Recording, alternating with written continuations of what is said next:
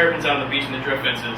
We take them back here and we basically induce them to lay. We take those eggs and put them into incubators, and depending on the temperature at which the egg is incubated, that will determine which sex they will be. So in this case, females are going to be produced at relatively warm temperatures, or 31 degrees Celsius. That'll produce 100% females for the terrapins. And for producing males, we actually have a lower temperature, 26 degrees Celsius, that is going to produce 100% males. And so you get this interesting kind of bimodal distribution where you have a warm temperature and a cool temperature that produces the different sexes. Same thing we see in sea turtles.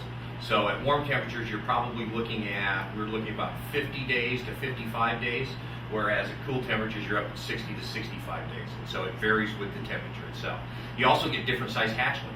Okay, at cool temperatures, you actually get larger hatchlings than you get at warmer temperatures. So it has effects on the actual body size and things of that nature.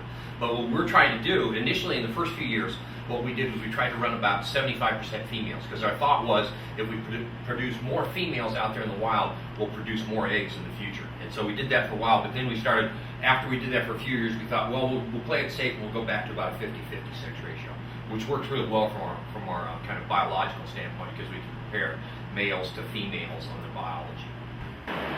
So, this is a recent hatchling in the last couple of days. So you'll see it's about the size of a quarter.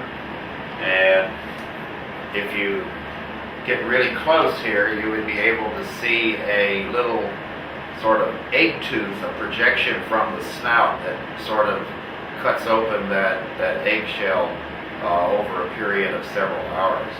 You'll see this animal is more or less has its sides of its carapace, the top shell, folded. That will expand in more of a round area over the next several days. On the bottom you will see a little sort of scar that is sort of the umbilical area where the yolk has been absorbed. So over the next couple of years we will raise these guys, feeding them various sorts of food, and then we will get them to a size, something like this size or bigger, that is roughly 2 years old or close to it, and that will be the size that we will release. So they'll be in the lab here for a couple of years.